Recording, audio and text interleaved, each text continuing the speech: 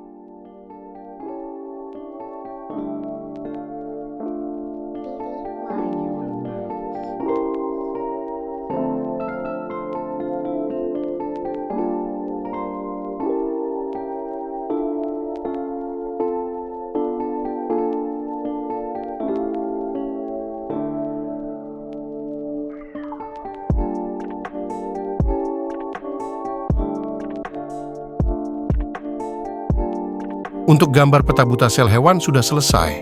Selanjutnya mari kita bahas satu persatu dari bagian peta buta sel hewan tersebut.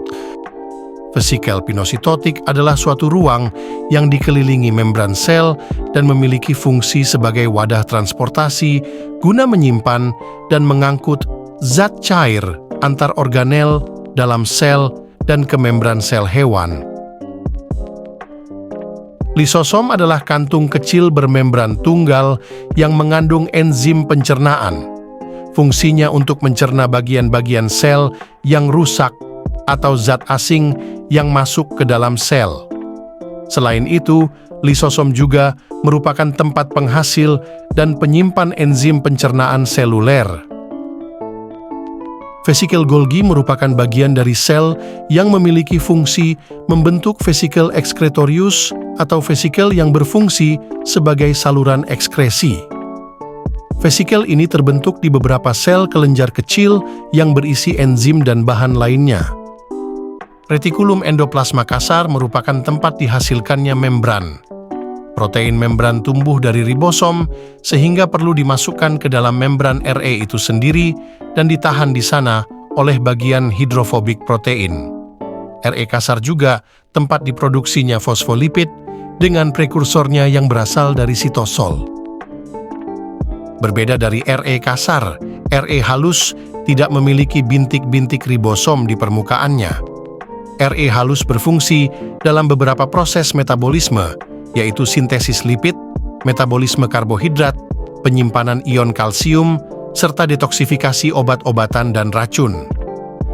Membran sel, atau juga dikenal sebagai membran inti sel hewan, merupakan lapisan terluar dari sel. Fungsinya sebagai pelindung isi sel dan mengatur keluar masuknya zat dari dan ke dalam sel. Zat yang dapat melewati dinding sel, yaitu air, zat yang larut dalam lemak, dan ion tertentu. Mitokondria adalah organel dengan membran ganda yang ditemukan pada sebagian besar organisme eukariotik. Fungsi utama mitokondria pada sel hewan adalah sebagai penghasil energi. Setiap asupan makanan yang masuk ke dalam tubuh hewan akan dipecah dalam molekul yang lebih sederhana, kemudian diolah menjadi molekul ATP, energi yang dibutuhkan tubuh.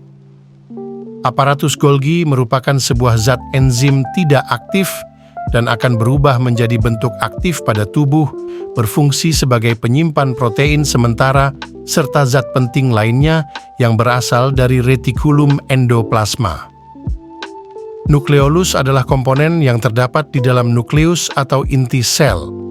Nukleolus bertanggung jawab untuk pengumpulan dan transkripsi RNA, khususnya asam nukleat ribosom atau rRNA. Selain itu, nukleolus bertanggung jawab untuk sintesis ribosom yang penting untuk melakukan aktivitas di seluruh sel. Nukleus atau inti sel adalah bagian dari sel yang tersusun dari air, protein, dan mineral. Inti sel terdiri dari nukleolus dan benang kromosom. Kromosom merupakan pembawa sifat menurun yang di dalamnya terdapat DNA atau RNA. Fungsi nukleus sebagai pusat pengatur seluruh kegiatan sel. Sentriol adalah organel silinder yang terdiri dari mikrotubulus, yaitu molekul berbentuk tabung atau untayan protein. Sentriol biasanya ditemukan dalam sel eukariotik. Di dalam sel, sentriol membantu dalam pembelahan sel dengan memfasilitasi pemisahan kromosom. Mikrotubulus adalah organel dalam sitoplasma yang berbentuk silinder panjang berongga. Mikrotubulus berperan penting dalam pergerakan sel, terutama dalam mengarahkan pergerakan sel dengan polimerisasi dan depolimerisasi, serta sebagai pembentuk dasar alat gerak silia dan flagela. Sitoplasma adalah bagian sel yang terbungkus membran plasma. Sitoplasma terdiri dari akhir, protein, karbohidrat, lemak, mineral, dan vitamin. Sitoplasma berfungsi sebagai tempat penyimpanan bahan kimia sel yang penting bagi metabolisme sel, seperti enzim-enzim, ion-ion, gula, lemak, dan protein. Ribosom adalah organel sel yang berukuran sangat kecil dan padat yang berada dalam sebuah sel.